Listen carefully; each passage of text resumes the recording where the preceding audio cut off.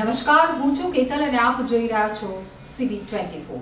રાજકોટ અગ્નિકાંડને લઈને મોટી કાર્યવાહી કરવામાં આવી છે, જેમાં 6 અધિકારીઓને સસ્પેન્ડ કરવામાં આવ્યા છે। રાજકોટમાં થયેલા અગ્નિકાંડના પડઘા સમગ્ર દેશમાં પડ્યા છે, ત્યારે તંત્રની બેદરકારીના કારણે લોકોએ જીવ ગુમાવવાનો વારો આવ્યો છે, તો બીજી તરફ આ સમગ્ર ઘટનાને લઈ રાજ્ય સરકાર પણ દરેક વસ્તુઓનો રિપોર્ટ કરી રહી છે। આ ઘટના બન્યા બાદ માર્ગ મકાન વિભાગના ઇજનેર, 2 પોલીસ ઇન્સ્પેક્ટર, મનપાના 2 ટાઉન પ્લાનિંગ ઓફિસર એમ મળી અને કુલ 6 અધિકારીઓને સસ્પેન્ડ કરવામાં આવ્યા છે।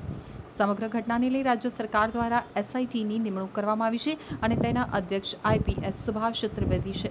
ત્યારે સૂત્રો તરફથી મળતી માહિતી કહે છે કે ગત રાત્રે સિટની ટીમ દ્વારા રાજકોટ પોલીસ કમિશનર અને રાજકોટ મ્યુનિસિપલ કમિશનરની પૂછપરછ કરવામાં આવી છે, તો તપાસ બાદ અનેક ખુલાસાઓ થવાની પણ શક્યતાઓ સેવાઈ રહી છે। રાજકોટની ગેમ ઝોનની ગોઝારી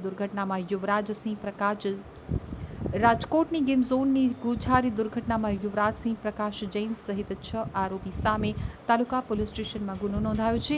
IPCની કલમ 304, 308, 337, 338 અને 114ની કલમો હેઠળ ફરિયાદ દાખલ કરવામાં આવી છે। ક્રાઇમ બ્રાન્ચે અનેક આરોપીઓની અટકાયત કરી છે।